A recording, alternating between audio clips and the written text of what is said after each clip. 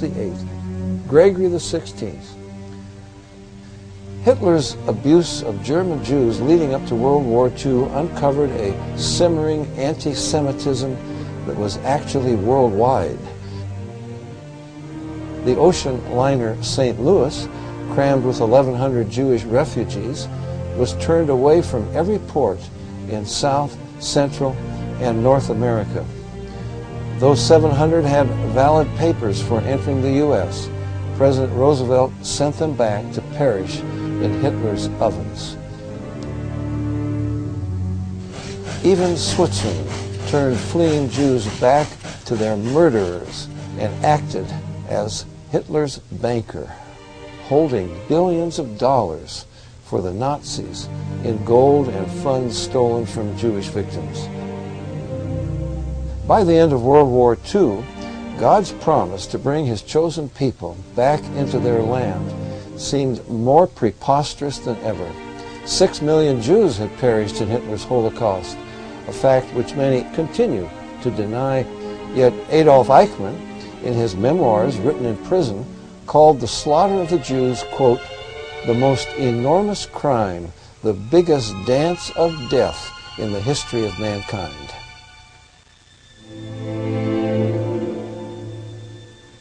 Incredibly, hundreds of skeletal survivors of extermination camps, upon their release at the end of the war, were murdered all across Europe.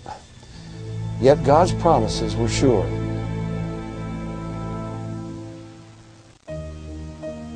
From 1945 to 1948, in spite of a cruel British naval blockade, 10 aging ships smuggled about 70,000 Holocaust survivors into the Promised Land. As one of them who made it said, "It was better to risk dangers at sea and the British fleet than to stay in Europe. For the first time in years, we had a purpose, to create a Jewish state." Millions of Jews have returned to Israel from more than 100 countries. Israel's existence today in the Promised Land is undeniably God's doing. "Behold, I will bring them from the north, from the coasts of the earth. He that scattered Israel will gather him." The United Nations adopted UN Resolution 181 in November 1947. It partitioned Palestine, giving 18% to the Jews and 82% to the Arabs, and made Jerusalem an international city, never to be under Jewish control, as the Vatican also insisted. The Arab world rejected the UN decision, demanded all of Palestine. To this day, no Arab map shows Israel's existence.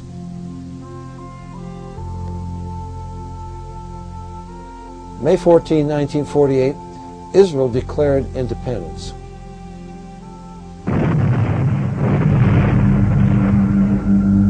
It was immediately invaded by 6 Arab nations. These armies outnumbered the Jewish settlers many times over and had overwhelming superiority in weapons, tanks, and planes. Given an indefensible narrow strip of land by the UN and attacked by enemies determined to exterminate her, Israel should have been annihilated.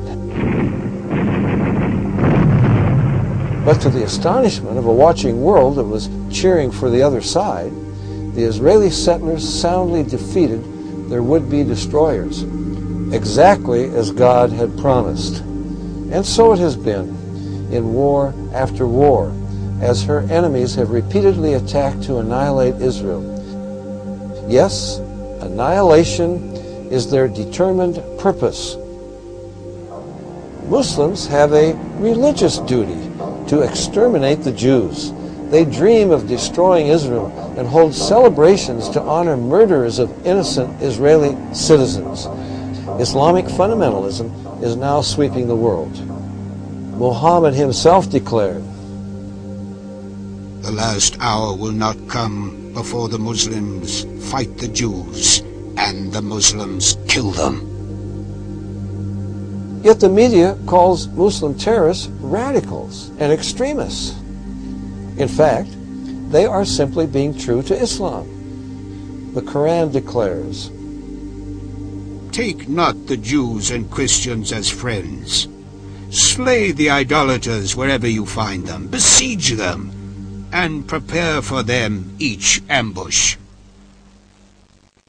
Hitlerian threats pour continuously from Muslim religious and political leaders on TV and over radios and loudspeakers, in mosque and street.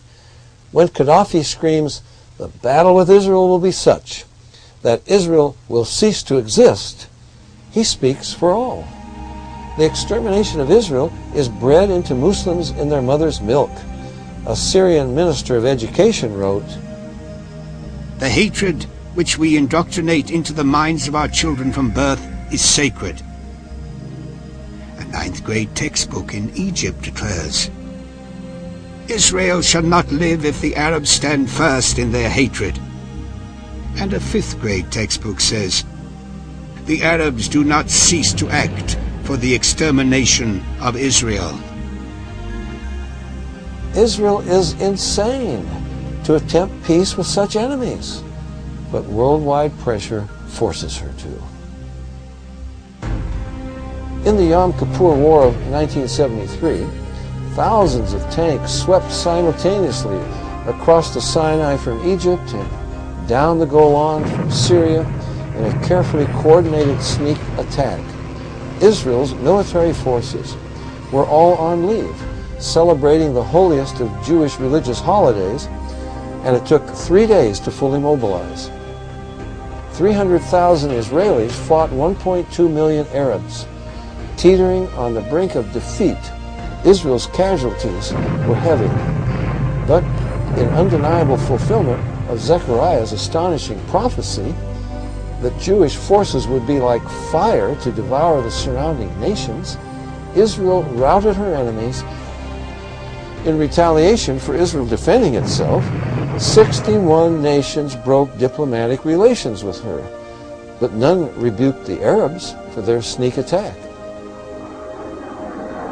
Israel's desperate and costly self-defense is consistently portrayed as wanton aggression against its peace-loving neighbors. Anti-Semitism motivates world media, which is largely controlled by oil interests. Not a word of criticism appears in response to repeated Arab vows to exterminate Israel. When Israel deported 400 Hamas and Islamic Jihad terrorists who had murdered and maimed hundreds of Israeli citizens, there was a hue and cry in world media and condemnation by the United Nations. But when Kuwait deported 300,000 Palestinians, mostly innocent civilians, the media hardly noticed, and the UN ignored it.